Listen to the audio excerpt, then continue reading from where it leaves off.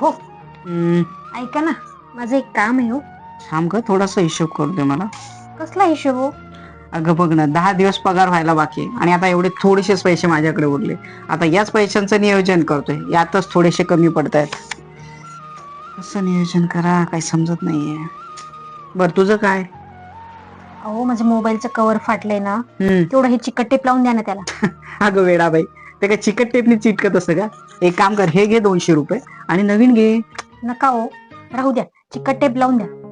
आणि आता पगार झाल्यावर घेईलच ना मी नवीन कव्हर. अगं राहू दे, घे. नाही नको, राहू द्या तुमच्या जवळ. नुसती काट कसं करते येडाबाई.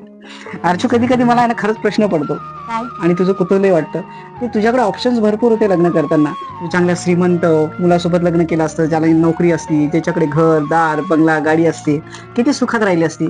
तू माझ्यासारख्या फाटक्या मुलासोबत लग्न केलं.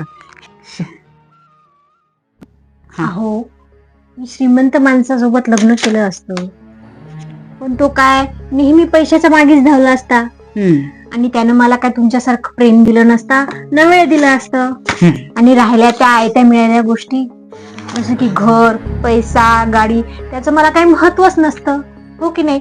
आपण दोघं जण मिळून कष्ट करतोय, त्या कष्टामधून आपल्याला वस्तू मिळते, तर त्याचा आनंद काही वेगळाच आहे की नाही? आणि मला म्हणण्यापेक्षा आपल्या दोघांना ना शून्यातून विश्व निर्माण करायचंय. हो हो, संसारात काय चढ उतार तर चालूच राहतील. आपण दोघं जण ना कष्ट करूया, खूप खूप मेहनत करूया, एक दिवस आपलाच राहील.